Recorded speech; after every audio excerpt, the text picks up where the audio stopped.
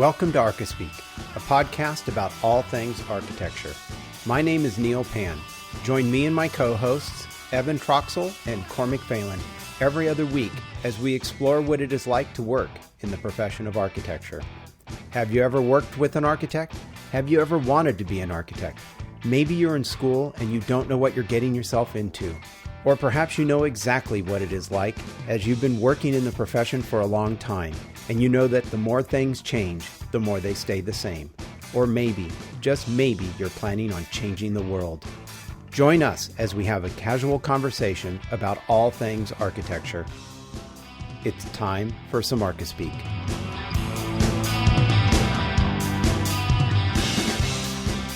So welcome to episode 93 of the Archispeak podcast. I'm Neil Pan. I'm Evan Troxel. And I'm Cormac Phelan. And this episode of Archispeak is sponsored by ARCAT. Check out all the features they offer at arcat.com. We're also sponsored by the Architect Marketing Institute, the leading provider of client-winning training and resources for architects. Download your free Architect Marketing Flowchart at architectmarketingflowchart.com. Drobo is also a sponsor. What is a Drobo? Drobo is a family of safe, expandable, yet simple-to-use smart storage devices. Drobos are designed to protect your important data forever. Visit drobo.com to learn more. We'll talk more about each of them in this episode later in the show. But first up, we have some friends of the show to announce. We have 3 friends of the show. The first one up on this episode is John Gomez. John is from Temple, Texas.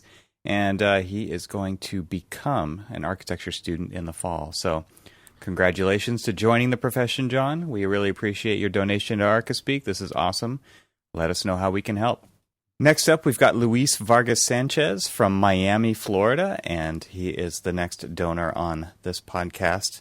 Thanks very much for donating, Luis. We really appreciate it. And the last but not least is Karen McCannell, and Karen is from Tulsa, Oklahoma, working at the Macintosh Group, which does architecture and accessibility consulting. Thanks very much for becoming a friend of the show, Karen. We really appreciate it. I think that's a record, 3 new friends of the show in one episode. That's awesome. If you would like to get your name read on the Archispeak podcast, or if you wouldn't, we would still appreciate a donation because your donations help make this show possible. Head on over to archispeakpodcast.com where you can donate by clicking the donate link at the top of any page. And any donation over $5, you can have your name read on the show, and we really appreciate it. All right, so let's talk about what we're going to be talking about this episode. This episode is a little bit different in that Neil did a bunch of interviews when we were at AIA convention in Philadelphia. So we talked to a lot of people out there, and Neil brought a microphone and did some interview type stuff with a bunch of the big BIM vendors and NCARB. So what we're going to do on this show that's a little bit different is we felt like a lot of these would be relevant because they've got about 90% of the CAD and BIM market covered here with 3 different big players in that market. And then we've got NCARB, and interestingly enough, just today on the day we're recording this here on June 30th, we got an email announcing the new Architectural Experience Program, AXP, and that just, I guess, became official today, even though they did announce it back at the show. So I'm sure that we will hear a little bit more about that during the interview with CEO Michael Armstrong. So let's jump into the first interview, which was with Autodesk's Angie Izzy.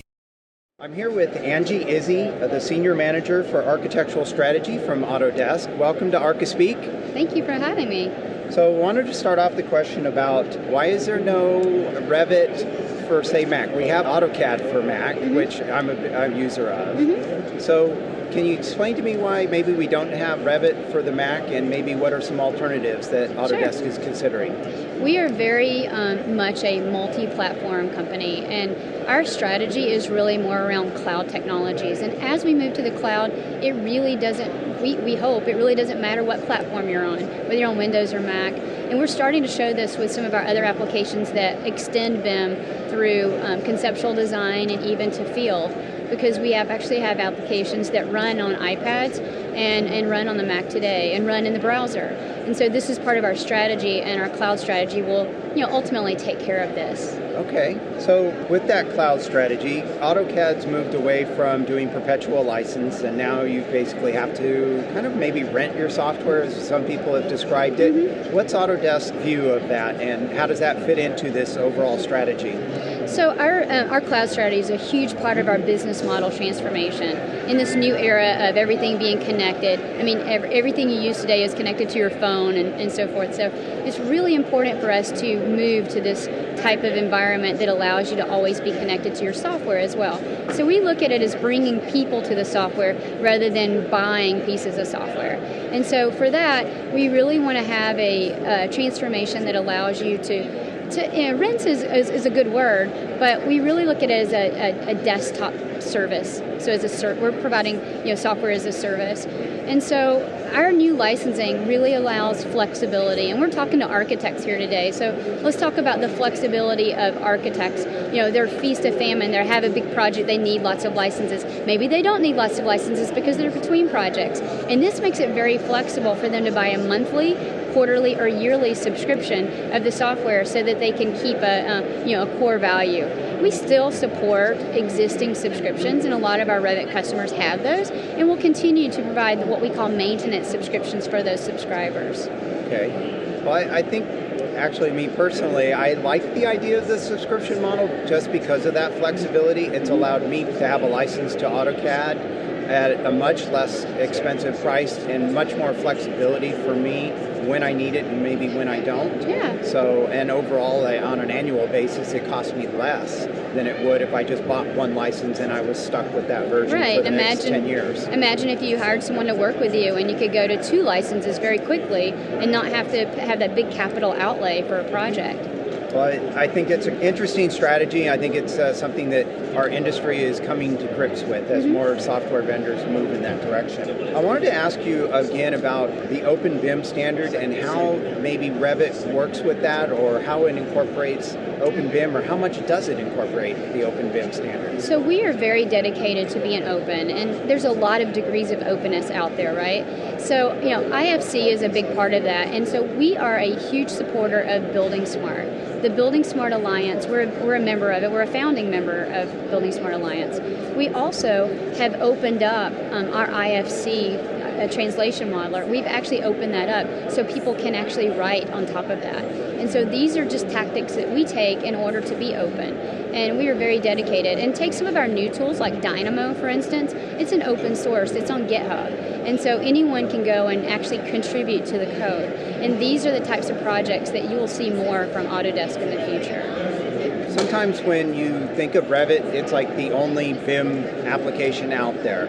Over time, as BIM is becoming more and more prevalent in the industry, there's more competition. You have other competitors that may cost a little bit less or offer some other alternative capabilities. What's Autodesk's plan to stay relevant against this growing competition in the BIM market? I think coexisting is really important. I think competition is important. It drives us to be better for our customers. We watch these niche opportunities, not only for just competing with them, but they're possible acquisition targets for us because they can help us provide better service. And that's part of my job here at Autodesk, is to pay attention to those and look at gaps in our technology workflows and making sure that we're providing the best solution for our customers. And so I think it really helps us be better. I think competitive features help us, competitive companies help us be better for our customers. So I look at it as a great opportunity. And what sort of changes are you looking at making, in the future conceptually to your products to make them a little bit easier? Because sometimes BIM is a hard sell, especially to some firm owners. Yeah, we think training is very important. And so a lot of the things we're looking at now are in-product training, especially for our smaller firms. Revit LT, for instance, having training built in so that you always have an aid, have someone to help you. Smaller firms don't always have people to lean on, and that's really important. And so we see that, and we see that as an opportunity. We also see an opportunity in being able to help customers do more things conceptually. So we've extended BIM more early in the design frame by adding Format to our portfolio. Formit's a great application. It's very easy to use to push and pull and sketch very easily things that go right into the BIM project. So you can actually take Formit model right into Revit, and you don't have to start over. And that's a huge part of that conceptual design that people don't want to have to get hung up in making early design decisions in Revit. And so those are really easy, flexible ways to help you move to BIM easily. Well, great. Well, Angie, thank you very much for joining me on Archispeak today, and I really appreciate your time. Thank you again. Thank you for having me. All right. All right. Well, thanks to Angie for joining us for that interview at the AIA convention. So, guys, what did you think about their response to the future of Autodesk being in the cloud? Well, we've seen this starting to really take off with lots of different vendors. The big ones are really pushing it because it creates more of a sustainable business model for software development. And at least that's what we keep hearing, right? With Adobe, and Microsoft is doing this too with Office 365, and Autodesk is doing this. And I think kind of one of the interesting things that happened earlier this year when they finally transitioned over to this plan, everybody knew it was coming for quite a while, is as soon as they did it, I posted a link into our show notes, so you guys can all follow along with our show notes. If you go to our website, archispeakpodcast.com/anything, any page that you go to, you'll see on the right-hand side you could sign up for the show notes if you don't already get them. There's a link in there to a VentureBeat article where as soon as they flipped the switch to go subscription, they laid off 10% of their workforce, which was like, to me, that one, again, that this is part of the plan, right? This wasn't something that they were reacting to all of a sudden. I'm sure that it was like, once we do that, we can cut back on how, make our operation more efficient. And I'm sure that this was part of the plan all along. But it's just interesting how everybody's looking for ways to run leaner, right? Even, especially everybody in our industry. But it's interesting to see how the 900-pound gorilla is also doing the same thing, right? Because we've got these chains tied to every architect out there who's using AutoCAD and Revit, at least who is doing, the latest versions of these things, where every year they're coming out with a new version. Every year they're hitting you up for new subscriptions.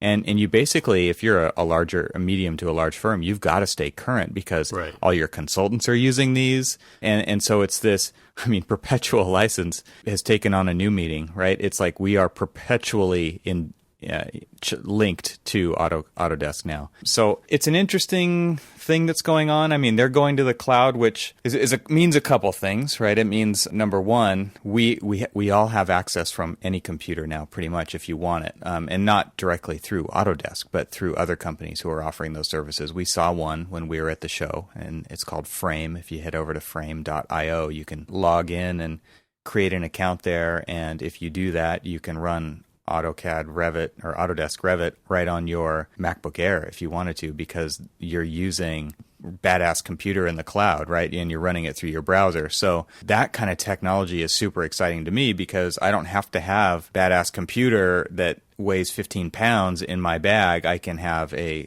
nice little MacBook Air if I want to, and I can run a full-on work shared version of Revit right on my small computer.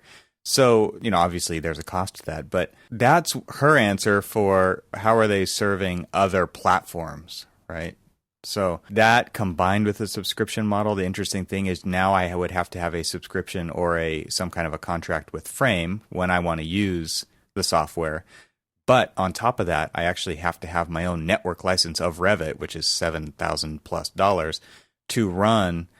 I would install it on one of their computers, and I own it. It's mine. I get to do that. But it's not a cheap endeavor to do any of this stuff. And I think that's probably the biggest complaint, and something you alluded to in your interview with her is like how it's a hard sell for a lot of smaller firms because of that expense. But at the same time, everybody's using it, and it becomes this kind of catch-22 situation for so many firms. And it's really tough. That's why I think it's really keeping a lot of architects from grasping onto new technology because they can't afford to. They want to stay with the old stuff because, number one, they know how to use it. They don't have to do training to learn the new stuff, and the new stuff's expensive. So there's all these things hitting people from all these different angles, and it makes it tough as a firm owner to jump into that because it's just a huge nut to crack. Yeah, then there's the other side. And the other side is that you'll never be able to get away from work because it'll be everywhere. That's true. I mean, it's just like your phone, right? I mean, it's always going off. It's a 24/7 business, just like every business is nowadays. But that's true, right? Any you could be in the Starbucks and you could get onto the free Google Wi-Fi and you could tap into your frame.io and you could be working on a Revit model from a coffee shop somewhere. And you're right. You basically are creating the opportunity to never be able to shut it off. That's how it all starts. So I went to Autodesk University at the end of last year, and they're showing off amazing stuff. I mean, I was totally skeptical. I'm not like an Autodesk evangelist in the least. I do use Revit quite a bit, and I like to use a lot of tools.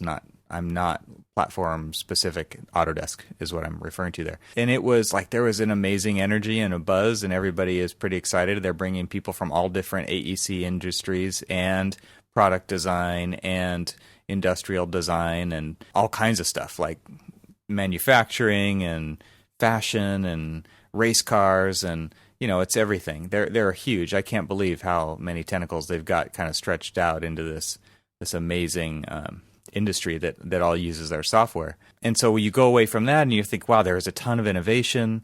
There's a bunch of cool stuff going on. But at the same time, there's just a lot of distrust there in our industry, right? I mean, that's why you brought up what you did, Neil, right? I mean, there's the other competition. And when they say they're glad there's other competition, they're trying to crush that competition. I don't know what she's talking about. No. She said buy them, acquire them. Oh, yeah. Yeah, well, that's what Autodesk does, right? They come in and they've got a ton of money and they crush, they take what they want. So I don't know. It's interesting. I mean, I know what the bill was this year for our subscription for Revit. It's crazy money. Crazy money. So there's other companies out there that are trying to follow suit, right? Like Newforma's trying to do that, and then there's all these other kind of hardware companies that are trying to figure out ways to become subscription platforms as well, because it's a never-ending revenue model then, which helps them do more, do what they want to do. So I don't know. What do you think? Well, but then there's the flip side of it. And this current project that I'm working on right now with Associate Architects, in St. Louis, right now, we do work, we transmit the models to them, and then they do some work and transmit it back. And it's just, so going into the cloud, I see it as a great advantage for collaboration. So I think that it's pretty interesting to look at the possibilities for being able to broaden our reaches. Yeah. Are you guys using Autodesk 360 or are you using Panzura? What are you guys doing to do that? Or are you just using other file transfer kind of stuff? We're just transferring it through Newforma, and then now we've talked about setting it up for the cloud, especially for now that the model is technically done, because really we drove the model. We were the ones who produced the model, and now their other architecture firm that we're working for really is our local. They're doing a lot of the CA work and generating, sketches and things like that. And so basically we just kind of turned the model over to them. And so you guys just do like a normal upload and then they get to open it up and look at it, but they're not really building stuff inside of it. No, but I mean, they can, if they want to, they can go ahead and make it a central and, do any work like, generating sketches and all that other stuff out of there. But no, for the most part, kind of still keep control. Now, we've talked about, and we haven't ventured into it, but we talked about doing, basically uploading the model to the cloud. And it's a subscription, so I think it's like $800 per seat. Honestly, we need 4. That's a cost that needs to be factored into the billing process and your CA process. And it's just like some people charge to like let the contractor have their model. Maybe that can recoup some of the money for getting these cloud subscriptions. But it's interesting, and it's all of it's really in its infancy, and kind of interested and intrigued to see where it goes. You said it, Neil, when you were interviewing her, but everybody's going to this cloud-based software type stuff with Adobe and Newforma and everybody else, and so it's intriguing to see where it's going. And I jokingly say, well, we'll never be able to get away from it. But yeah, we won't be able to get away from it. And sometimes when we're sitting in front of the client and they say, well, there's that old excuse of like, let me go back to the office and I'll try to whip something up in the computer and then we'll come back and sit down. Well, now you got to do it right there. Now you got to do it right there. Now you're on stage. Well, I think what's interesting about that, you're right, is the same thing with Creative Cloud, and you've got access to all this stuff with Dropbox. You've got access to it. It's all right there. And I think what's interesting, too, just as far as the subscription stuff goes, which is, these are two things that kind of work together, the cloud and the subscription stuff, is Autodesk and Adobe have proven that it actually works. Right. I mean, both of these companies are doing very healthy work. Right? They're not dying. There was always kind of the question, how are they going to stay relevant? Right. And they've proved that it works. And so I think a lot of these smaller companies or medium companies were looking to just kind of wait and see what happens with that. And now I wonder what they're going to do. So that's something to watch in the future. Yeah, so we'll obviously pay attention to it and see how it goes. It's interesting how all these these smaller companies, they've basically, we'll let the big guys spend all of the money in R&D and everything else to figure out how to make all of this work and find out if it's successful. And then we'll do it. Yeah. Well, and that's probably a smart thing to do. Yeah, I was going to say, that's a very smart thing to do. Yeah. Let's take a break from the conversation and talk about our other sponsor, ARCAT. We're all pretty busy and sometimes feel like we could use another hand to help out. Would you like someone to draw CAD details for you, create BIM objects, or write specifications? How would you like all of that for free? ARCAT is your answer, and ARCAT has already done all of this work for you. Search the ARCAT libraries for CAD, BIM, specs, catalogs, videos, and more. All of this content created for you, free of charge, and no registration required. Stop registering on sites for content. Just come to ARCAT and find what you need. ARCAT has created a website devoted to you, the building professional, to find building product information fast and hassle-free. Check out ARCAT today at arcat.com, and don't forget to provide some feedback on the site. There's a button on the right side of every page. Have a suggestion to make ARCAT better? Click the feedback button and let them know, and tell them that Archispeak sent you. Thanks to ARCAT for sponsoring this episode of Archispeak. Now let's get back to the conversation. All right, so who's up next? So next up, I spoke with Ranson Radcliffe at Graphisoft's Archicad. And, I'm sorry, I pronounced that wrong. For many years, I've always pronounced it Archicad, and I apologize to Graphisoft, but that's just... It's like when people say Archispeak. I know, but that's the way I learned it a long time ago. And I've never understood why, because we are not... it's Architects? Architects. You get a slap on the hand. I do. I apologize. So anyway, let's get into that interview now. I want to welcome to Archispeak Ranson Radcliffe, a BIM consultant with Graphisoft of Archicad, to the show. Welcome, Ranson. Thanks. I wanted to start off talking to you about Archicad and what actually is Archicad. Archicad is an architectural design software. It's a program.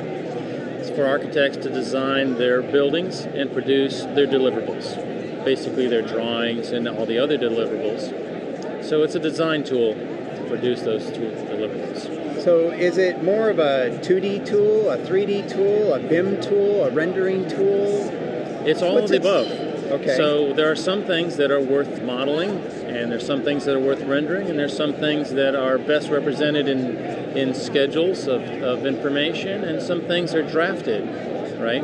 It's a very good drawing tool, but the core concept of Graphisoft's Archicad was back in the early 80s even, that you would design a building virtually in a computer, and the drawings would be derivative or extrapolated from that model, rather than extruding up 2D lines to make 3D shapes. It was the opposite, turning the telescope backwards and saying, no, we're going to produce the drawings from the model. And what that did is it unified all the drawings from one set of design decisions. It made it coherent. So almost Archicad was BIM long before the buzz term BIM existed.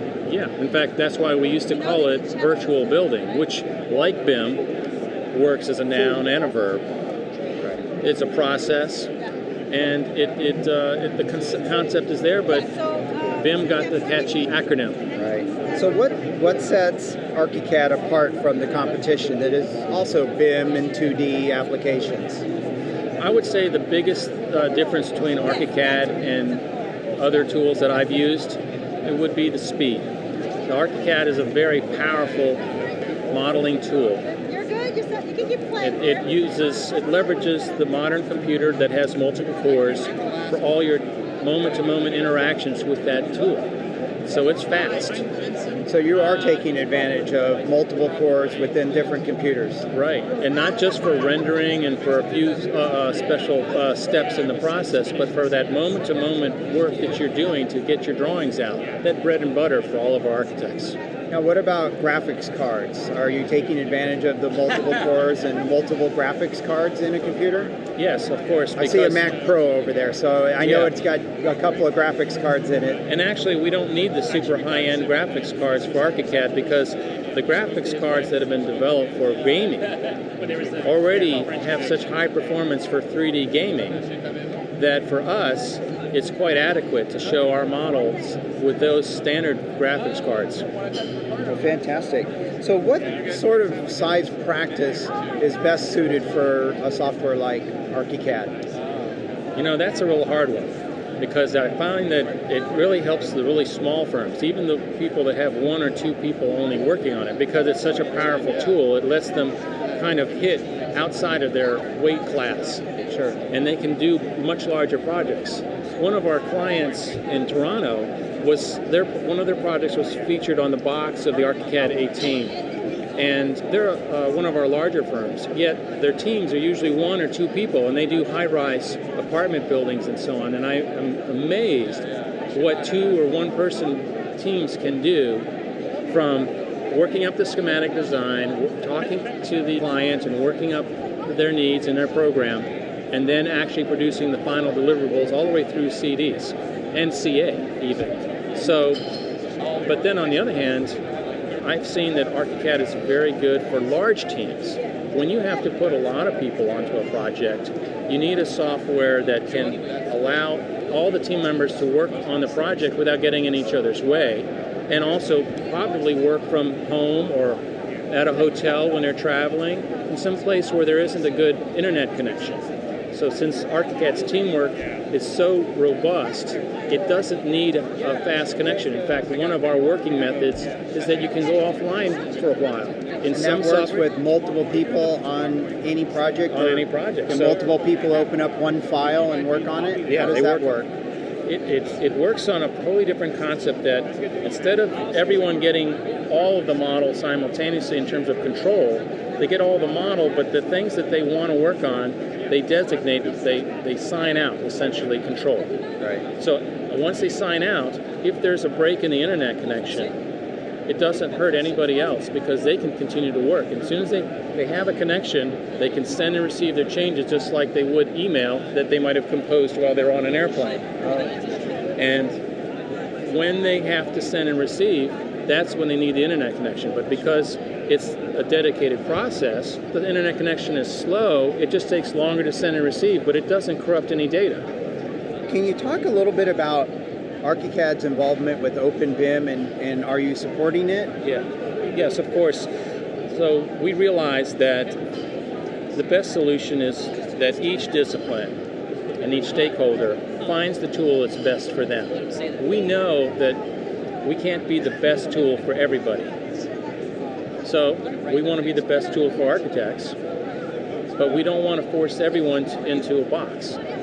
So that's why we've always supported many formats, whether it's 2D DWGs, 3D DWGs, PDFs, in and out, all the image file formats you can think of, and of course something called IFC, which is a 3D non-proprietary BIM file format that is covering all the gamut of different disciplines. So it's a science that is not fully worked out yet. So if it's something that still needs to improve, and it has over the years, but when you're doing something as complex as BIM, and you're trying to use it to produce deliverables in an authoring tool, it's a big challenge. Okay. So I want to wrap up by asking you a quick question. You just announced a new release of the software, version 20, and it has completely revamped the UI of the software. Yeah. What was the thinking behind changing it now after it's kind of been the same for a number of years? And what do you expect for the users' reactions to be? Well, there were some pressures that have changed because the hardware has changed. Many of our users are now using Retina screens, which basically are twice the resolution of the older computer monitors. And now even they're getting 4K television sets for a very low price. So now instead of their monitor being a small representation of their large construction drawings, their drawings are actually now smaller than some of their monitors. Well, when you go up to that scale, your tools, your icons, the whole interface that works at a certain scale either is tiny on the screen, it's little buttons relative to the rest of the surface of the screen, or if you blow it up proportionately, they get kind of clunky looking because traditional icons are made out of blocks of color. And so they start to look like Lego blocks on screen if you blow it up. And so what we went to do is redesign all the tools and icons and graphics to be vector-based underlying, so we have infinite resolution as a starting point. They still get rasterized, but they get rasterized for a more optimal resolution. And it's a different kind of monitor than we just had maybe 5 years ago. Right. So beyond updating the icons, you've kind of rearranged a few things at the interface as well. Yeah. What are your hopes by doing that? Well, what it does is it leaves us more room to draw.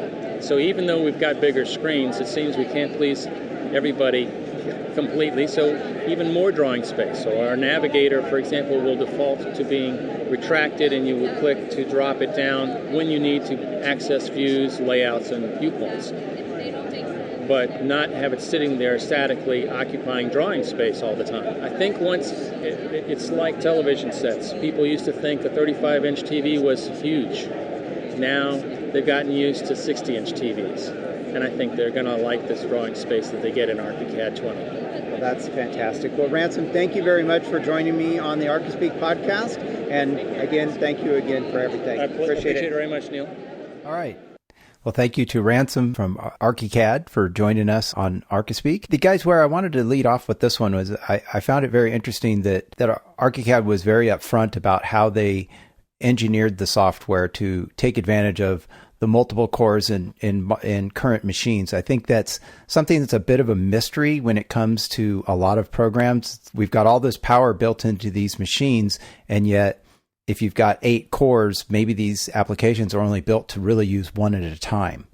And I thought that was really interesting that we kind of led off with how the software itself is so fast because it's taking advantage of the more modern computers that people are getting now. I mean, yeah, they're on version 20, right? So they've been around forever. When did you start using it, Neil? It was like 1982. Not quite that far. 1990. Version 1 was the Stone Tablet Edition. That's right. I think it was version 3, but it was 1990 when I first was exposed to ArchiCAD. So, I mean, just looking at where it's come from, any of these companies that have been around that long have always been dealing with this legacy code base and computers slowly developing over time. And at some point, they get so archaic with thousands and thousands and thousands of lines of code that they've got to go back and kind of rewrite it for modern computing. And so we see that all the time with, when we went from 32 to 64-bit, all of a sudden, none of the companies were ready to do that, even though the hardware was there. They weren't ready to take advantage of it, or multiple cores, or more than such and such amount of RAM, right? There's forever, QuickTime wouldn't even operate with over 2 gigs of RAM. And now you've got computers with 16, 32, 64 gigs of RAM. So all of this stuff is just compounded to make it where these companies have to start to rewrite these to take advantage of those things. And we know from the projects that I'm working on, the models are getting crazy detailed and heavy, right? There's so much information. The I in BIM, the letter I for information, is the most important part. And there's tons and tons of information loaded into these models. And while he's right that the graphics processing isn't the bottleneck, it's much deeper than that. It's all of the processing. If you get a very fast computer with 8-core Xeon processors or 12 cores, that's where the power lies when you're working on BIM models. It's not necessarily the gaming graphics cards that are powering VR headsets. Those are two completely different things. They're doing things completely. So if you go out and buy that computer, it's not necessarily going to work well for BIM stuff. And vice versa. So it's that you really have to tailor your graphics card for what you want to do with the computer. But other than that, all the other stuff is the important part when it comes to doing these BIM things. So it's great to hear that they're doing that, and it's great to hear that they're taking advantage of the multiple cores, because we all know that we're all prone to putting more and more and more information into these because we want contractors to build from these models someday, and so we want the models to be ready for that. We want the information that you extract in the 2D drawings to come from the 3D model, right? That's where we're putting that information in. So it is really important that the computer can be as fast as it can, and that they're taking advantage of that. So it's all good stuff. It's all really good to hear that they're already taking advantage of that. The other thing I found very interesting that they're doing is they have a very robust teamwork management platform, really, that may not be the best way to describe it, but essentially being able to have multiple people working on a model at the same time. And that's such a huge deal, because I know one of the problems that can happen, and I'm kind of going back to AutoCAD here, is that you really can't do that. So you almost have to, if you've got a large project, you almost have to separate out different pieces of it. Like the elevations are in one drawing file, the plans in another drawing file. And we get around that through X-referencing, but that's not really BIM. And so in order to have everybody working on a model, they've built a system that allows you to check out pieces of it and have it still be the model. And I found that very fascinating, and definitely something that I know other software platforms have, or some have, and some are going to, because you really can't do these BIM models without having that. You have to have multiple people being able to work on it. Yeah, I mean, I don't think there's any way around that anymore. I mean, the projects that I work on, we've got always more than one person in the model at the same time. So, and they are not in the same location either. So I think that it's good to hear. I think they've had that for a few years now, and I know that other companies are trying to do the same thing. And it makes sense. When you have everything in one file, it's all in one place, everybody has to be able to have access to it. And so what he described sounds very similar to the way Revit works. And you check out objects. You don't check out sheets, you don't check out drawings, you check out objects. So you could have multiple people working in the exact same sheet. Like you said, Neil, it's completely kind of the opposite way that we have to work in AutoCAD. But it's a good thing. It's a good way to work.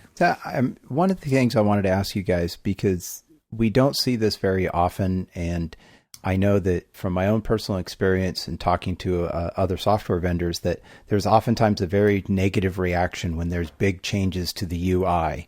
And I think what Graphisoft has done to change Archicad, the whole UI is updated different, and they've moved some things around, and there's a lot of advantages, and Ransom mentioned several of them in the interview. But I wonder what the real reaction is going to be from the users, because if you walk into work one day and suddenly your entire work environment is different, rearranged, it's a little upsetting, and it might take a little while.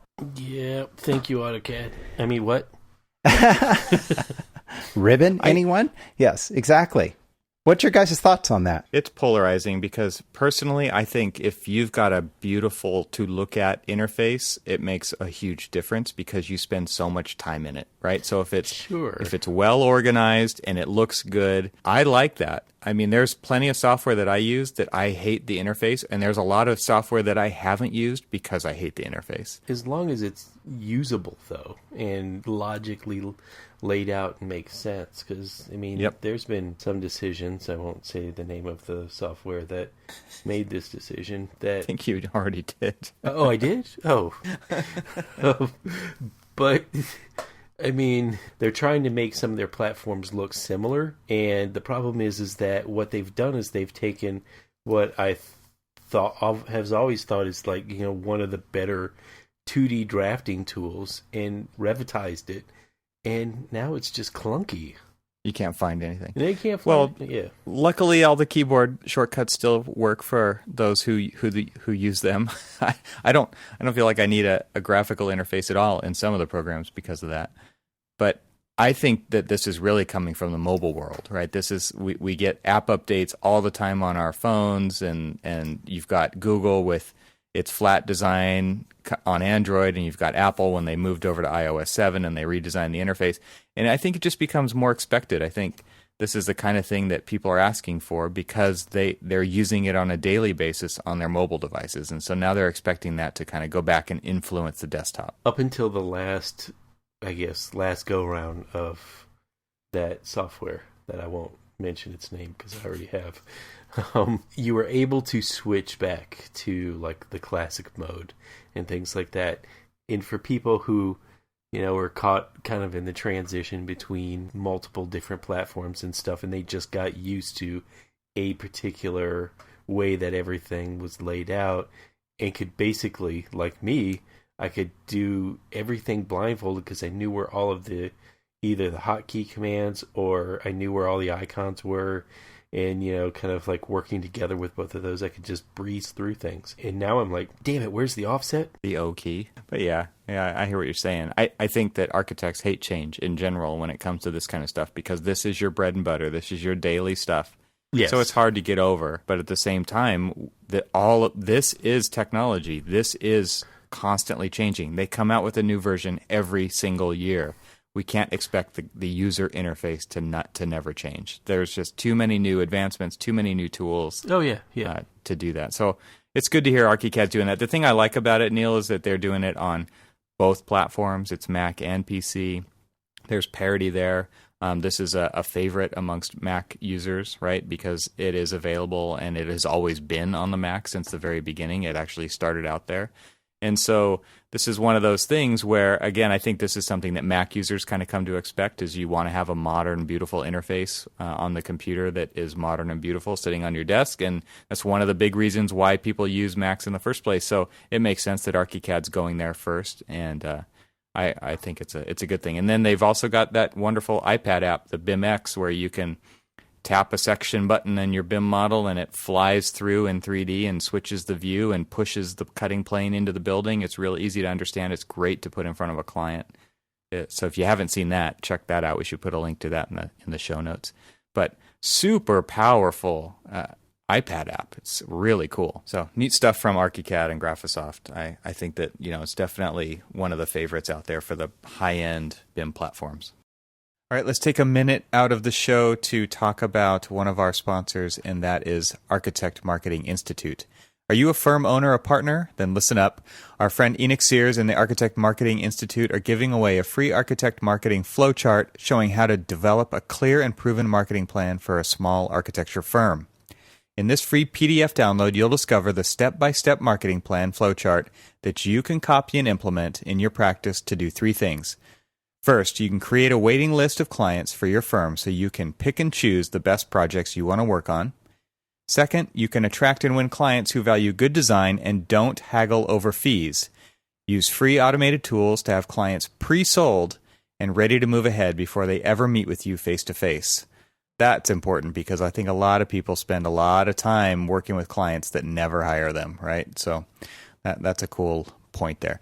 Lastly, get this flowchart for free by visiting architectmarketingflowchart.com. This is going to be available for the next 3 weeks only, so don't wait. Get instant access at architectmarketingflowchart.com. And thanks to the Architect Marketing Institute for sponsoring this episode of Archispeak. Let's jump back into the next show. up, we have BitLab Sakar from Vectorworks. He was newly appointed the CEO a couple of months ago. So let's hear what that interview is. So I'd like to welcome Vectorworks CEO, Dr. BitLab Sarkar, to the Archispeak podcast. We're going to talk about some questions about Vectorworks and a little bit about the industry as well. Sure. Thank you, Neil. So welcome to the show. I want to start off first off with where do you see Vectorworks fitting in the drafting/modeling/BIM market? Who is Vectorworks really built for? So we think that modeling/drafting/BIM are processes inside architectural design process. So they are part of the whole design process as such, and we don't want to separate them different areas and have separate products for them. Vectorworks actually has strong presence in all three areas. It does a quite fantastic drafting because that's how the product started. It introduced fantastic modeling with Parasolid as the modeling kernel.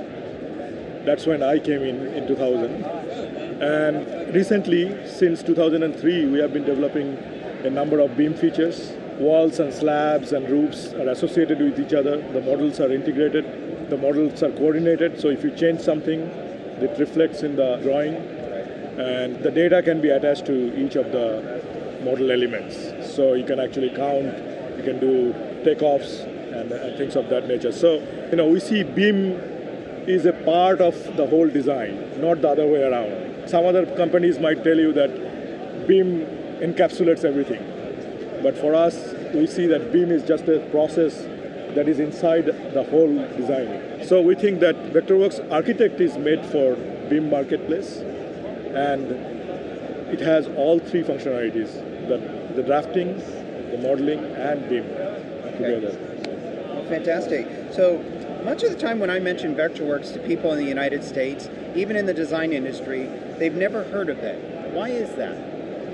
Well, part of it is, how the product has evolved over the years. It was released as MiniCAD in the early days, and people still refer to it as MiniCAD. So they don't even know that it changed its name to Vectorworks in the late 90s. So that's a problem.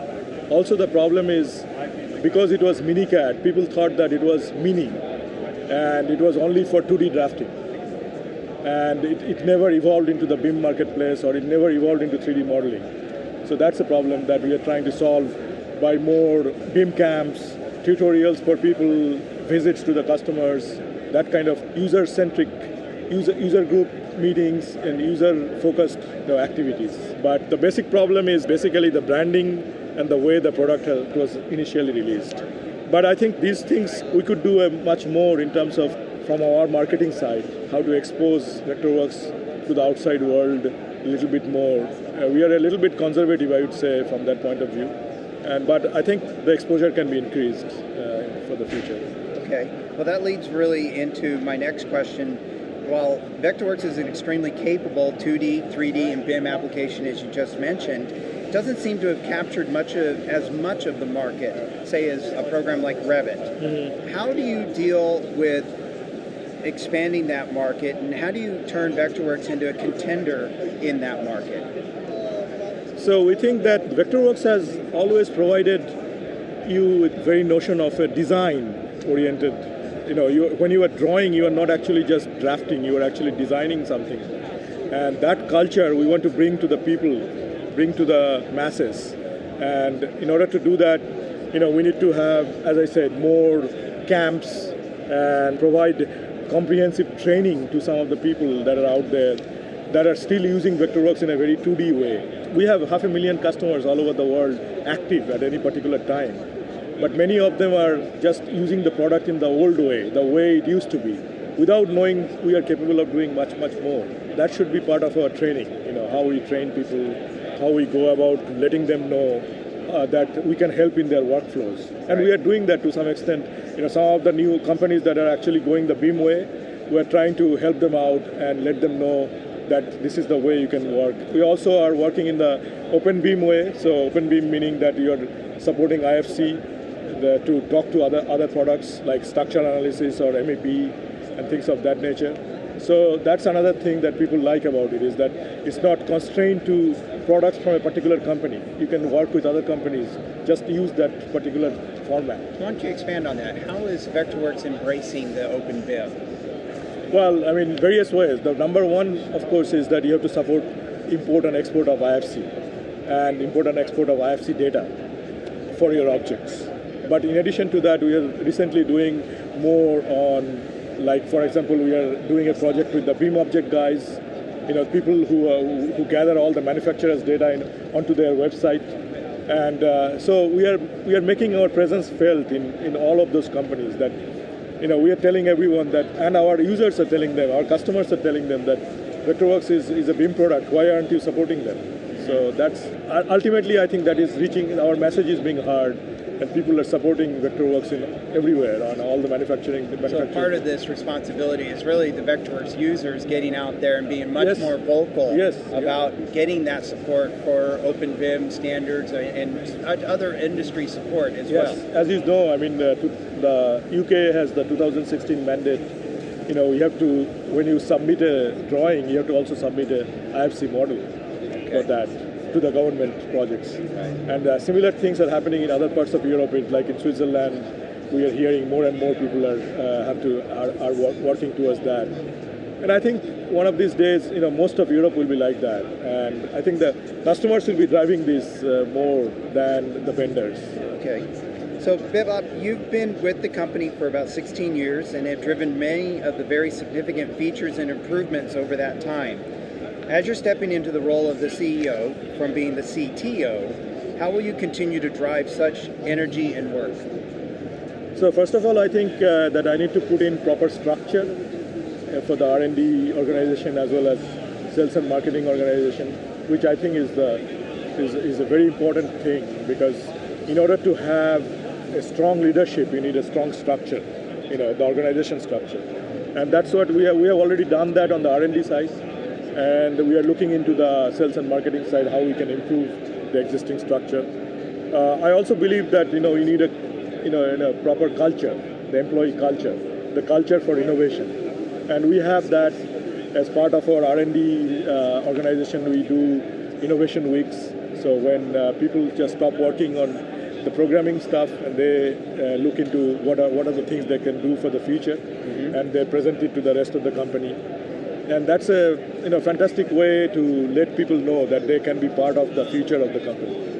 And I think that culture really helps us. And also, I think as I transition into the CEO role, the other thing that I need to do is to really look at the strategies of how we have been distributing our product, how we have been pricing our product, what are we not doing. Like, we don't have a good ecosystem for our third-party development. All our plugin developers are not properly supported. How do you build that ecosystem? Maybe you build an app center for them. Things like that, those are the things that I think are going to be very important for us to keep the momentum alive. Okay. As we wrap up here, I wanted to ask you what your goals or what should attendees take away from visiting your booth here at the AIA convention? I think the main thing that they should take away is that Vectorworks has come a long way. Many of them have been visiting us for a number of years. Some of them, they have gone to some other products and then come back to us. And they look at us and they are surprised that we are making so much progress. There are some things like the graphical scripting that we added last year. It's not there in many other products, as you can see, when you go around. But this is something that is part of our innovative culture. And this came out of the Innovation Week, actually, the very same Innovation Week that I talked about. So it's very important for us that people look at us and see that we are so focused on doing more innovative features, and not only features that are helping the industry, but features that are helping the design as such. Not any particular industry, but the design as a whole. Well, there's been a lot of advancement in Vectorworks over the last several years that I've seen, and it's really making a difference. And I want to thank you very much for being on the show today. Thank you again. Thank you, Neil. Well, guys, what I found kind of interesting from my notes from that interview was, and this is kind of just more of a general comment, but how some apps can earn a reputation very early on. And I know BitLab mentioned that the product used to be called MiniCAD, and now it's Vectorworks, and yet it's still kind of in the industry is maybe thought of as Mini. And I thought that was an interesting comment that he made, and how some other applications don't necessarily have, maybe have that saddled back, that's holding them back maybe. I don't know. What are you guys' thoughts on how some apps earn a reputation? Like Photoshop would maybe be a good example. It's a verb now, So what's your thoughts on that? I always thought I've heard of MiniCAD, and I heard of Vectorworks, and at the time, since I wasn't using either of them, I never really thought they were the same thing, because never really thought of them. But what was interesting is that at the time I heard of Vectorworks, I always thought of it as not a 2D drafting tool or a 3D modeling tool or things like that, but more along the lines of something similar to like 3D Studio Max or something like that. Something to take some work from something else and bring it into that one and do a rendering. Like visualization software. Visualization software, yes. Yeah, but I never thought of it as anything else because I just didn't know anything of it. And it was one of those things that because I wasn't going to use it because the firms that I've worked for have always been Autodesk-based firms, that it was just something different. And so they struggled with it. And the funny thing is that, they've got a good software tool. It's amazing that you can, much like how Autodesk has got a multitude of different programs to somewhat accomplish the deliverables, as BitLab kept saying, or actually I think it was in the previous one, but we've got all of these deliverables that we've got to come up with, and so many different people work in multitude. Evan, you said it best. You work in so many different programs and stuff.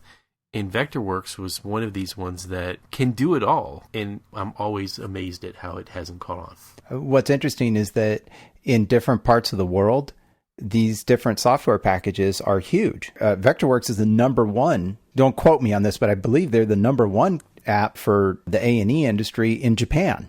And yet over here, they're not as large. So it's really interesting how in different parts of the world, these different packages can be either popular or not so popular. Yeah, I know that they're strong in Europe as well, and yet they are struggle here. And MicroStation was a good one. MicroStation's a great tool. MicroStation grew up from basically doing 2D to 3D to BIM, all within the one package. And yet not very many people use it. I remember one time, and I think I may have told this story before, but when the very first firm that I worked for, that I interned with, that was heavily into using computers, they used MicroStation, and MicroStation was fantastic. And it seemed like it was leaps and bounds ahead of even AutoCAD of today's standard, back when I was using MicroStation 95. Yeah, I learned on MicroStation as well. Our firm was a MicroStation firm, and I enjoyed that a lot too. It was just 2D at that point, but same kind of a thing. I felt like I had to take a AutoCAD 12 or 14 class when I was at Cal Poly, and it was terrible. Yeah. Yeah. At that time, yeah. Even though some of the firms had like Release 12 and things like that, I think I didn't start using AutoCAD, like really using AutoCAD, until I think it was AutoCAD 2000. Yeah. And so that was leaps and bounds better than some of its predecessors, even though talking to some of the old guys who wrote all the scripts for a Release 12 or Release 14, they hated going to AutoCAD 2000. But the thing is that I don't understand why these, in maybe it's just bigger is better when it comes to marketing packages and things like that, but Autodesk cornered the world on something that at the time when I was learning it, I didn't understand why it took 3 steps to do the one thing. I could do one thing in one step in MicroStation, and it took me 3, 4, 5 steps to do it in AutoCAD. Well, I found it interesting that we heard from both Autodesk and Vectorworks of talking about the importance of training, and including some of that training either in the software yes. or providing it as some sort of extra benefit or service. I believe Vectorworks, in their select service agreement, when you subscribe essentially to the software, that you get a whole slew of training videos and access to all of those. So I find it interesting that I think that many of these applications have gotten really good at being relatively easy to get into, but really hard and difficult to master. I think that's any of these modern programs that are super deep, because you don't need to know every nook and cranny, right, of each one of them. You kind of do what you do in them, and it's kind of fun to stumble on some new functionality here and there, but for the most part, you use a small percentage of the offering to do most of your work, I think. And because they're aimed at such a wide audience, right? Small firms, medium firms, large firms. You might not even do architecture in one of them. There's so many different ways you can go. Like maybe you're a woodworker and you're laying out cabinets in one, so you're never going to use certain tools. I mean, there's so many. I think that's the case with just about anything, even Photoshop, right? There's people who use Photoshop who don't touch a lot of the power inside of Photoshop, and that's just kind of the way it is. Yeah, I think it's interesting how there's actually one company that owns both Graphisoft and Vectorworks. Yeah. And yet they seem to compete with each other. And maybe Graphisoft is aimed at the more higher end and Vectorworks at the smaller shops, and by higher end, I guess I mean by price points. They also own Maxon, which has Cinema 4D, and they just recently picked up Bluebeam, which I'm a big fan of that. It's interesting how these companies are just like in this race to own everything, Nemetschek and Autodesk. And so there's just some major competition going on, which is good. But at the same time, everybody's kind of lagging behind on the interoperability of the IFC because they're not really interested in interoperating with each other. They're more interested in conquering each other. So they put a lot more R&D into what's the next big thing. And so we see things like Vectorworks coming out with Marionette, which is that graphical node-based scripting, which Revit and Autodesk also have with Dynamo, and then you've got, it's there. Everybody's looking for these new ways to attract customers and add on these little things, and it kind of makes everybody's head spin, I think, when it comes to this stuff, and I think that's why once somebody picks, which is hard, right? Everybody's like, what do I do? Which one do I buy? Once they pick, they never want to have to think about that again. So they just they just stay in the track that they pick. And they just keep moving forward with that.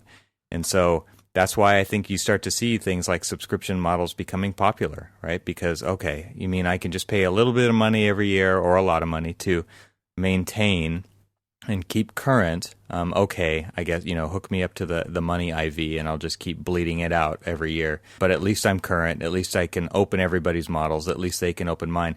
And I think that's probably what it really comes down to is what are the people you're working with using, because we need everything to actually talk to each other. Yeah, and that's where, that's and you're talking about that, Cormac, when you say, and you guys both are, when you say one's big in Japan and one's, I love that. That should be the name of our episode, a big in Japan, or you've got something big in Europe and you've got Autodesk killing it here in the US. I mean, it's all geographical based because we have to use it, our consultants have to use it, everything's got to talk to each other.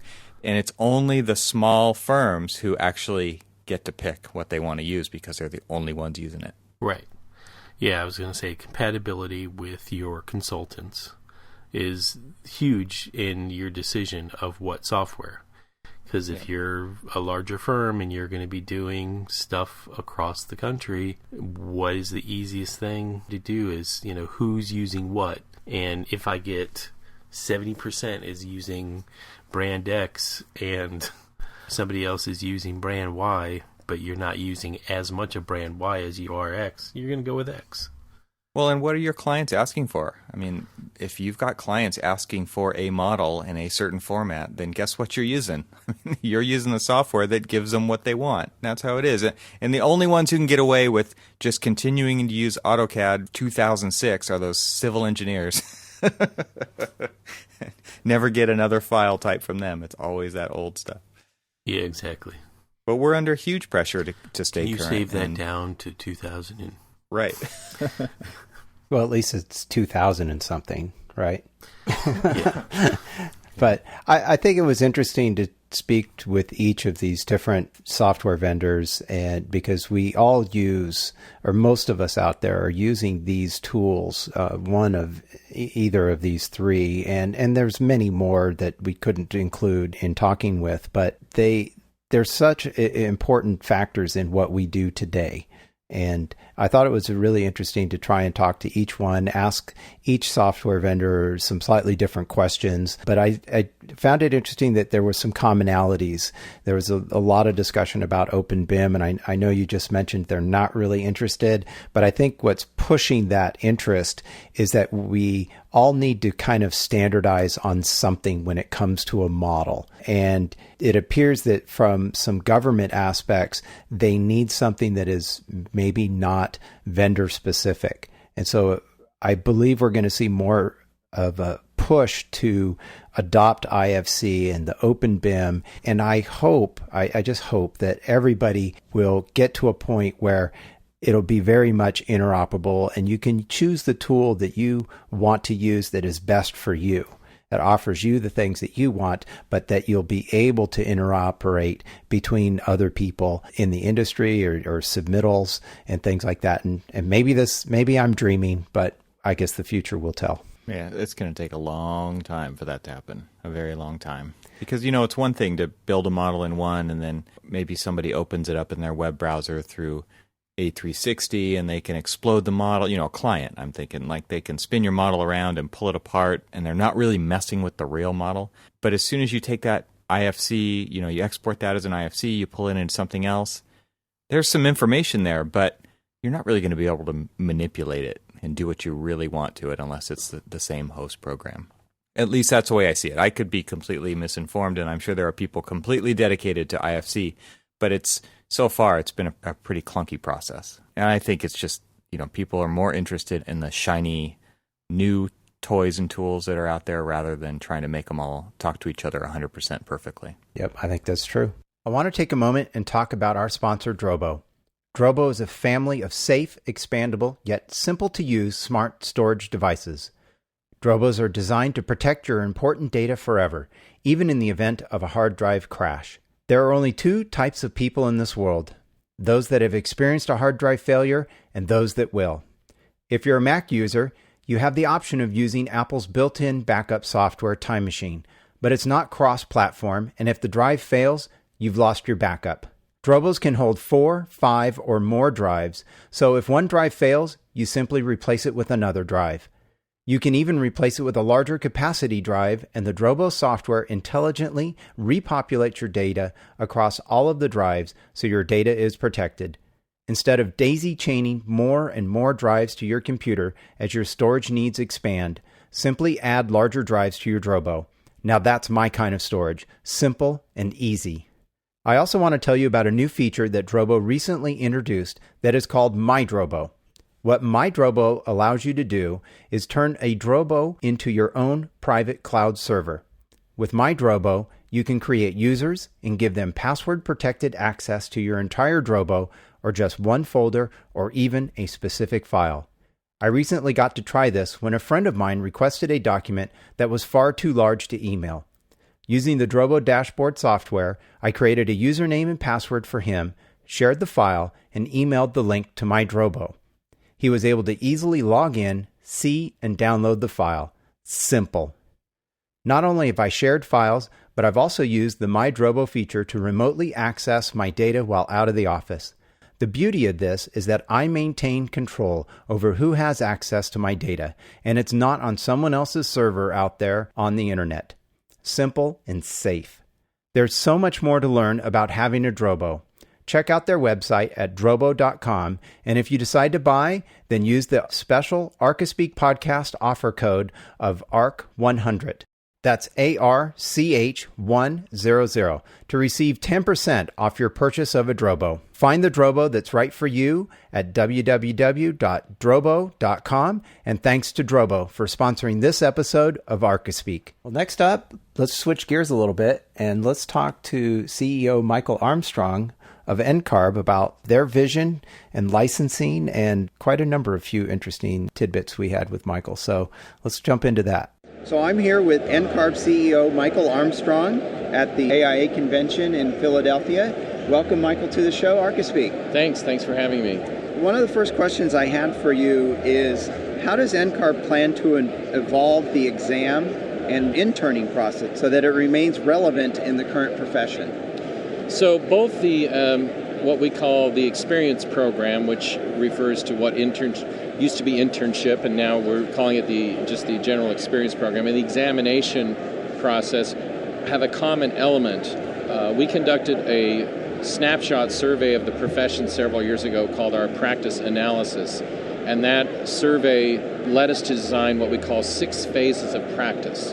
And we're using those 6 phases of practice as the organizing tool around the reinvented experience program and the new exam that's going to come out later this year. So for the first time in our history, people will be gathering experience in these 6 buckets, and then they will be tested on those same 6 subject areas. So we're trying to make sure that the examination and the experience requirements are more complementary and aligned with each other, and based upon what the profession has told us about what they expect of an emerging professional and an aspiring architect. Fantastic. What's been the feedback that NCARB's received regarding the change in the name, actually, since we talked about changing the name of the intern development program. What sort of feedback have you gotten from the profession, and how do you expect firms to adopt this new naming process? I think that generally speaking, the response has been very positive. People like the idea that we're now talking about architectural experience as opposed to intern development, because we're not really developing interns, we're developing architects. And the fact is that it's the experience that we're emphasizing here. And just from a nomenclature perspective, we always refer to the 3 E's of education, experience, and examination as the stepping stones to becoming a licensed practitioner. So we've been using the phrase experience for a long time, and it just made sense to start using it in reference to the program itself. Last year, or actually 2 years ago, we renamed those that are serving as mentors to licensure candidate community. We changed the name from being IDP coordinators to licensing advisors, and that applies to those who serve that role on campus as a requirement of their NAB accreditation for a school or a program, for the people that the AIA appoints at a statewide level, and also our initiative with the AIAS, where we have students that are acting as licensing advisors. So we renamed these roles several years ago, and that's now part of the nomenclature. We have a licensing advisor community that we convene every summer. So we sort of train people up on that new nomenclature. And the fact that these folks who are signing off on the experience report are now going to be called experience supervisors rather than IDP supervisors. It'll take a while for people to get used to that, I think, but I think generally speaking, the new nomenclature makes a lot more sense to people. Do you expect firms to change the way they're naming, like we're not going to call them interns anymore? What is the NCARB's recommendation for somebody to put on somebody's business card when they're first graduating and starting at a firm? Well, a year ago at this event, we had a press conference where we announced the results of our future title task force initiative, where we took a serious look at the use of the word intern based really upon a conference that the AIA had convened called the Emerging Professionals Summit. And at that summit, a number of individuals representing both the emerging professional community and established leaders in the AIA talked about how the word intern today doesn't necessarily carry as much positive connotation as it might have been several decades ago when the transition was made from apprentice to intern. That a number of folks feel that intern connotes some misinformation, that it implies working for free or still a student or really inexperienced, when in fact a lot of interns today engage directly with clients.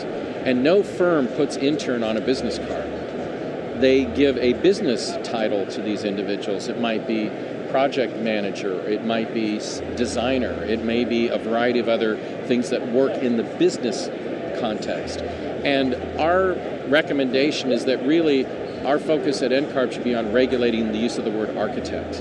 And what people call themselves before they become an architect is really up to the marketplace and not up to NCARB. Now, having said that, not all of our state licensing boards agree with that position. And so we've made a decision at the board level that we are not going to move forward on changing our model law definition, and that we have 20 jurisdictions today that use the title intern architect or architect intern, and it's up to them as to whether they want to keep using that term. So it's really, in terms of a regulatory tool, we're going to leave that up to the state licensing boards, but in terms of our position nationally, we're not using the word intern in any of our informational material, any of our public comments or other information. It's still a debate that's going on. There are some people that really want to have a title. And the fact that we've said we're not going to use the word intern, they want to know, well, what's the new word? And we're saying, that's really up to you, because we don't believe there is a national consensus around this issue. We know that various entities have tried to come up with a new word and they failed, and I think that just proves the point. There is no national consensus. And I would argue further that even within this community of unlicensed persons, it's not homogeneous. Some of these people are pursuing a license, so we're calling them licensure candidates. But there's another strata of professionals who are not pursuing a license. They are working in firms. They have graduated from school. They have no intention of getting a license, and yet they are working directly alongside architects and with clients. That paraprofessional community, as I'm calling them, unlike other learned professions, isn't currently regulated and isn't being given a title. And I think that the profession and the community needs to talk about this strata of individuals, and we need to talk about the work that they're doing that protects the public, the prominent role they play in firms, and how should they be credentialed and what should they be called. And I don't think that's just an NCARB discussion. I know the AIA is wrestling with this as well, and I think we'll see how it plays out. So it's a bit, for some people, a confusing time right now, but we're focused on the use of the word architect, and the people that are pursuing a license, those are licensure candidates in our nomenclature. Okay. I wanted to ask, kind of return quickly to the exam itself. Yes. It used to be a 4-day process, 9 exams. That's the way I passed it.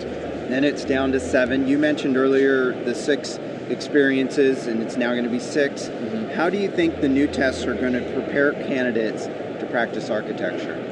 Well, what we've done is we've taken the current format of the exam, which are 7 subject matter areas, and we've almost turned it on its head, or if you could visualize a matrix where we would take much of the content of the current exam and turn it at a right angle and matrix it across these new 6 categories. Some of the questions we're currently asking will reappear in ARE 5.0. We won't be using the graphic vignette tool anymore because technology has moved past that, and the graphic vignette tool has become, for some people, an unnecessary impediment. It's not a tool they use in school, it's not a tool they use in practice, it's a tool they have to learn just for the exam, and they get all sort of distracted by the tool, and it becomes almost this psychological barrier to the exam. We also think the format that currently exists of subject matter testing isn't as contemporary as phases of practice testing. We think by moving the exam to a platform that looks at phases of practice, it more realistically simulates what it would be like to practice as an architect and better reinforces the experience program.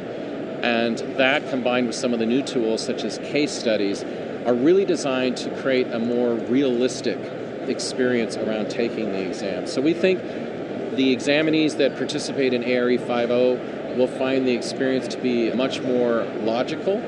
It will still have rigor. It will still be difficult. But it's not going to be difficult because of the format of the exam. And I think we've taken away the distraction that currently exists with the exam regarding some of the tools and the formatting of the exam itself. Okay. So talk to me about what NCARB perceives as the value that they provide to the everyday architect. Well, the licensed architect? The licensed architect, sure. Right. So NCARB has something called the certificate program, which was established a number of years ago as a fast-track ability to get a reciprocal license in other jurisdictions. When we were founded in 1919, one of the main reasons NCARB was created was to facilitate mobility between jurisdictions. The desire of the founding members of NCARB was to see whether there could be consistency across state lines so that an architect who wanted to practice in more than one jurisdiction wouldn't have to encounter a whole new set of hurdles to get over. The certificate program guarantees the new jurisdiction that we have checked the credentials of this architect, that we can accurately verify that they passed the exam, that they met our education requirement either through a degree from a NAB accredited program or through additional experience as an alternative, and that they've complied with our experience requirements. We keep the record current for them, and then we transmit all that data to the other jurisdictions. So within a matter of days, as opposed to months, someone can get a reciprocal license, so they can maximize their ability to practice in multiple jurisdictions. That's currently the benefit we provide. The certificate is known as a reciprocity passport, and of the 110,000 licensed architects in the U.S., roughly 42,000 have an NCARB certificate. But we think there's more we could be doing with that tool to provide a benefit to licensed architects. So we have been spending the past several years exploring what other benefits could we add to the certificate beyond the reciprocity benefit. And so just in the past couple of years, we've resuscitated an older program of online continuing education called the Monograph Series. And we've repurposed those into mini monographs, and we're now offering those free of charge to all NCARB certificate holders.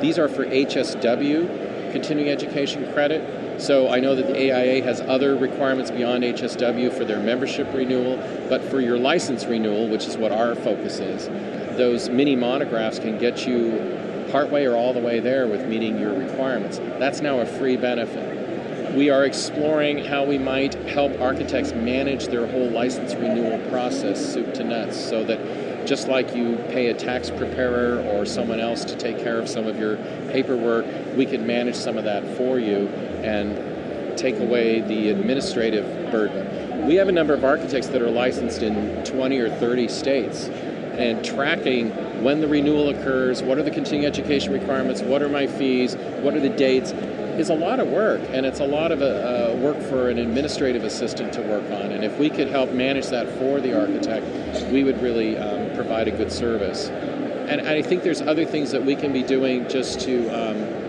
help the architect further their career. We would like to encourage all of our states around the country to allow fishing. In other words, the ability to bid for projects before you get your license, if you have an NCARB certificate, so that the potential client and the potential jurisdiction knows that you are poised to get a license, that you're legitimate. We think that would enhance the economic opportunities of architects, and it plays into our role as a record keeper and as a validator. So I think there's a lot more that we'll be looking at and announcing in the next few years around the benefits of the certificate. Great. Okay, well, lastly here, I'm going to finish up with what's NCARB's goals, or what would you like attendees of this show to take away by visiting the NCARB booth here at the AIA convention? Well, we adopted 3 internal goals for our staff and for our organization of being open, responsive, and restless. And I would like the attendees to know that that's who we've evolved to be. I think a lot of older architects have set in their mind an outdated image of NCARB as an inaccessible, unresponsive, somewhat removed or disengaged entity. And I want everyone to know how much we've evolved and changed and how much we're working to make our tools relevant, that the licensure matters, that reasonable regulation matters, that we're still protecting the public, and that's really an important function. And I hope people will come and sort of rediscover NCARB in its newer iteration and be proud of how we've evolved. Well, great. Well, Michael, thank you very much for joining me on Archispeak, and good luck to everything that you're doing. Thank you very much. Thank you. Yeah. What I find interesting about that interview is this really touches on what we spoke about in episode 92 about experience.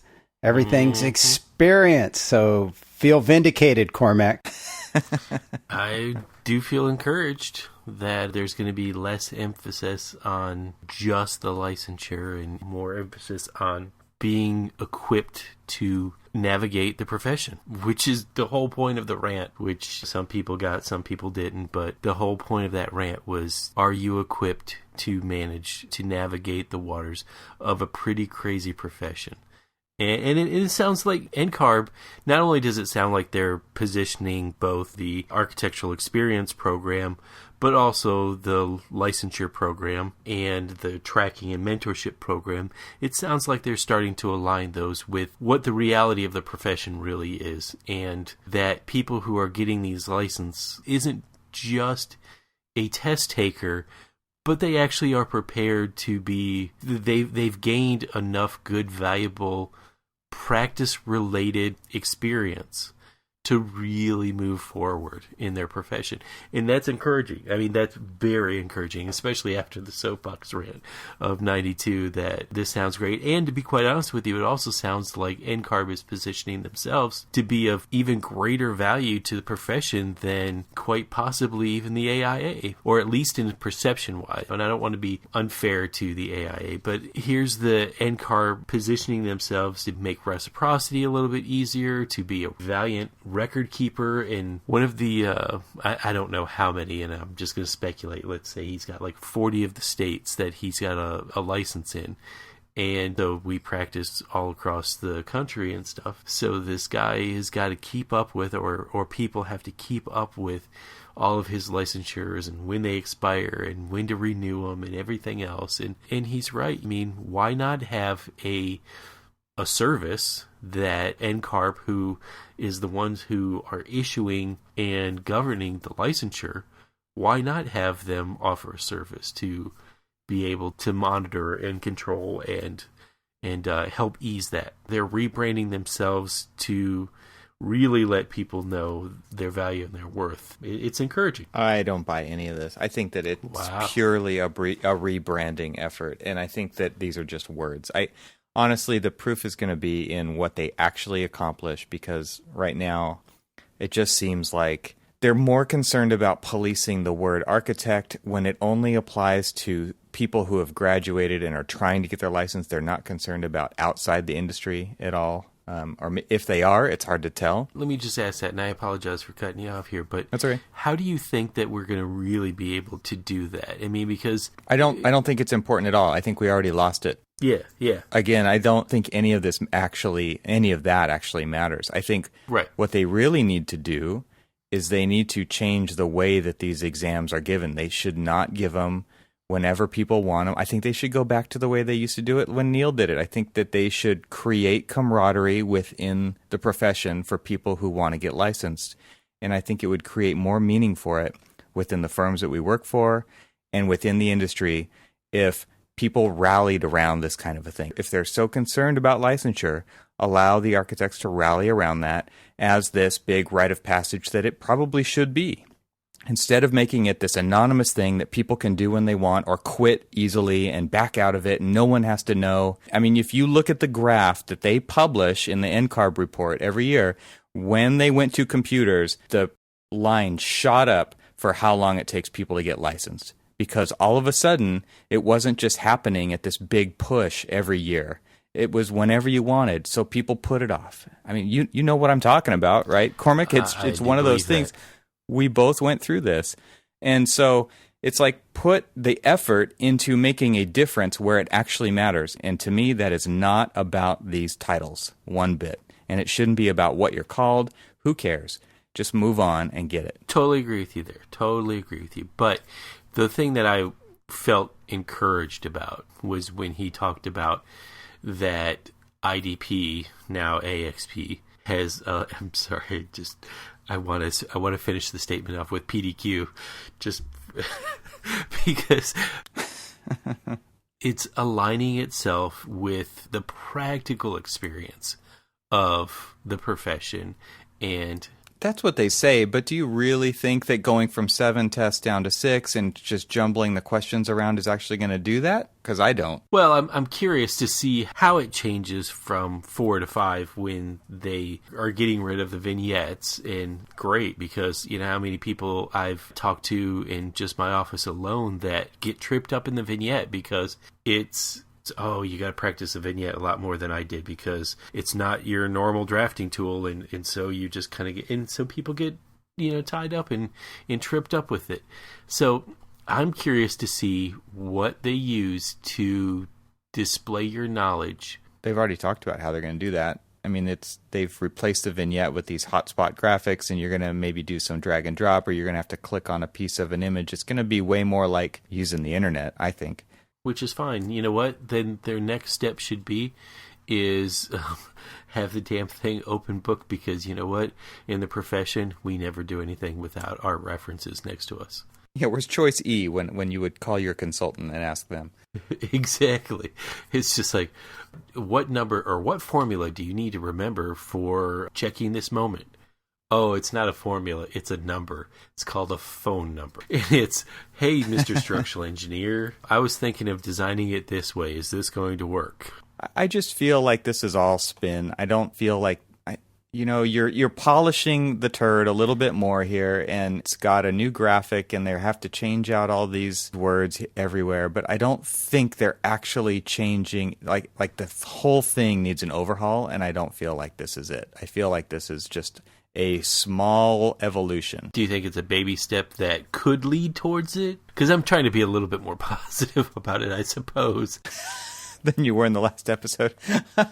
I don't think you were that far off base. Honestly, I feel like this is just one of those things where there's exclamation points and there are bold words and there are registered trademarks. And this is one of those rebranding efforts that they paid a lot of money for, and now they're really trying to sell it. But I don't think that the foundation has changed.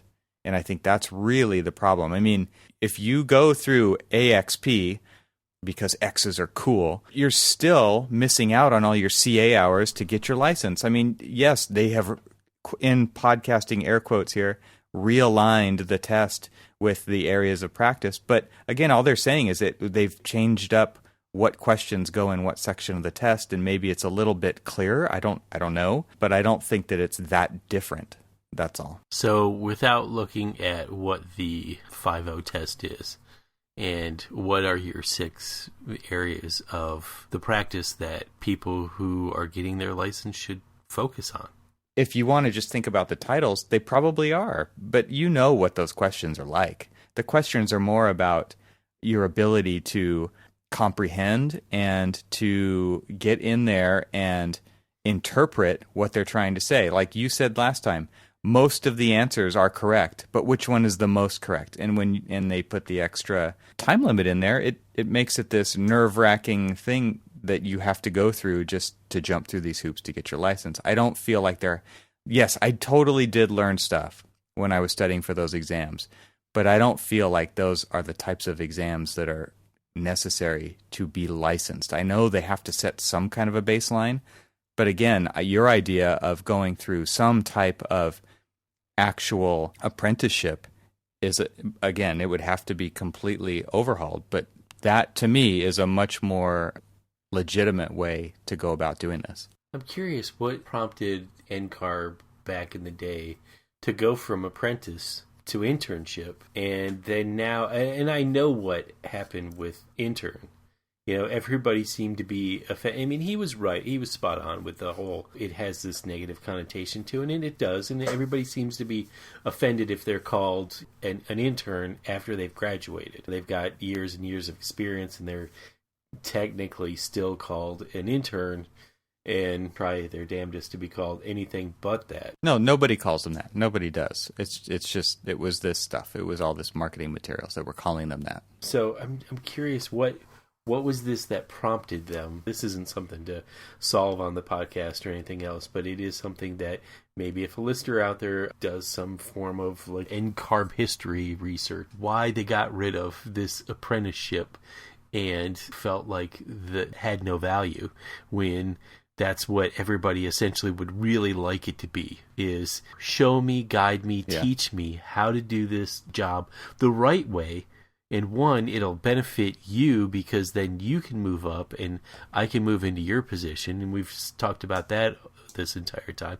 But then it just makes the profession itself stronger because now we have legitimately experienced people and not people who either A, rubber stamp, or B, I mean, you just say, okay, yeah, you can put these down as your CA hours. And so it's like, but all I was doing was organizing the CA folder on the server. It counts, I guess. That counts, right? But I mean, you know, and I don't want to trivialize a lot of the experience and stuff, but I mean, there's experience and then there's some really good experience, and apprenticeship gives you that really good experience. Yeah, it totally does. You're right. I don't know why they would move away from that either. And I don't think that it was a move away from that was orchestrated by NCARB. I think it's just the natural tendency of the people within the profession to call it selfishness, call it protecting your job, call it whatever you want. But it's one of those things where, and it's a total generality, I'm not saying everybody's like this, but it's one of those things where enough people over time forgot about the future of the profession. They're just concerned about making what they need to make so that they can live. And when you go through economies, the way architecture goes through economies, I mean, you hit rock bottom and then it skyrockets. And then you hit rock bottom and you get a little leaner and you never kind of get back up to where you were. And it's this game of diminishing returns. You slowly taper off down to numbness of, in such a sad, I'm like painting this terrible story, but I mean, it's just one of those things that I've noticed where, what else leads to this predicament that we're in? I mean, it's just people stopped giving. right? People stopped giving. That's all. And I don't think it's that terrible. I don't, because there are people, I'm very interested in developing people. And I know there's people I work with who are also very interested in developing people. But it is not the majority of people that are interested in doing that. It is a small percentage that I have experienced. Sometimes it's just the nature of the profession that you just don't have time. It's not just our profession either. Yeah, absolutely. Yeah, I mean, but a client doesn't want to pay for the development of a new architect. Nope. They want people that are competent, faster, leaner, who can get it done fast, get it done right, and ultimately cheaper. But I mean, the firms are like, okay, well, you want it cheaper, so I'm going to put this intern on. But you're also saying you want it better and right and all that other stuff. Well, then crap, I'm going to have to put this guy and this guy and this guy on it too. And then they all just get bogged down into the project minutia and not into development of being able to sit down with the, I'm going to say kid, whatever. But just sitting down with them and really kind of like talking to them and nurturing them and telling them why they're doing what they're doing. Because a firm understanding of letting them know why you're doing what you're doing is essentially the basis of mentorship. Well, it's a very small percentage of people who intentionally do that. Right. And it takes that intention. And so that, to me, is a mindset shift that needs to happen on a larger scale within the profession to become a reality. And the only way that that's going to happen is if we keep doing this, and there's other people out there who keep pushing and pushing, and they're leading upward, right? Because not the people at the top are not necessarily pushing for this. And for those who are, awesome. But really, it takes a mindset of like-minded or like-purposed individuals to kind of all get on the same page and push for this together so that the awareness becomes something that is a daily occurrence. And I know that that's something we're trying to do in our company, that's for sure, is this whole idea that mentorship happens, and it has to happen. If it doesn't happen, then we just keep on the same path that we've been on and that we're on right now, which isn't going to get us anywhere. It's not a future for this profession, the path that we're on. Yeah, if we don't shore up the profession by use of the knowledge that we have and strengthening the knowledge that's coming, yeah, you're right. We're destined for failure. Designed to fail. Wah, wah. Well, hey, guys, with that happy note... Yeah, I definitely want to thank all of the people that we were able to speak with at the AIA convention in Philadelphia this year. It was a great experience to be there at the show, and I know we've talked a little bit about that before, so go check out that episode. We'll have a link in the show notes for that, but I want to just thank everyone that we spoke with again, and before we go, I want to thank all of our sponsors for this episode. ARCAT. Check out all the features they offer at arcat.com. Architect Marketing Institute. Download your free Architect Marketing Flowchart at architectmarketingflowchart.com. And Drobo. Visit them at www.drobo.com to learn more, and make sure you use the Archispeak offer code of ARCH100 to save $100 off your purchase of a Drobo. And for links to our catalog of episodes, visit our website at archispeakpodcast.com. At the site, you can also sign up for our newsletter that includes links to everything we mentioned in the episode. Between episodes, join the conversation by leaving comments at archispeakpodcast.com or on our Facebook page or Twitter. Links can be found by visiting the site at archispeakpodcast.com. And thanks for listening. Good night. Good night. Good night.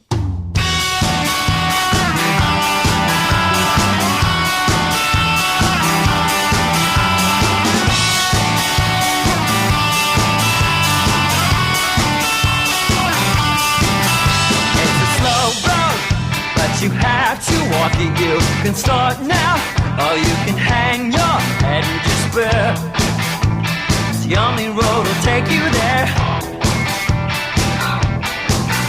They may tell you that you'll never recover, baby. I've learned one thing or another about you. It's the only road to get you there. And if they don't know how to treat a lady, maybe you can teach them how to act.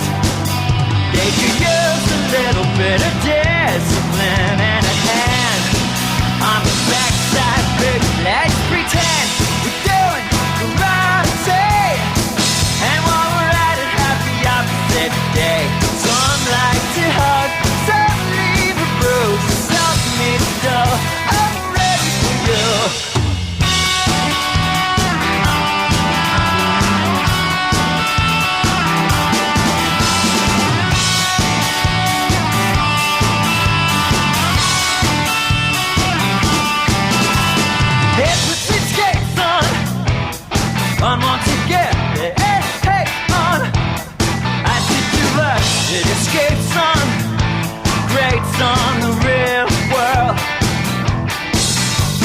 It manufactures glory for the felonies fractures.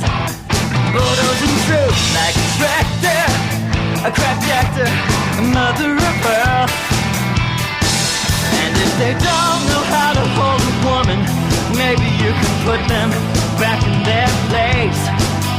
They could use a little bit of discipline and a hand across their face.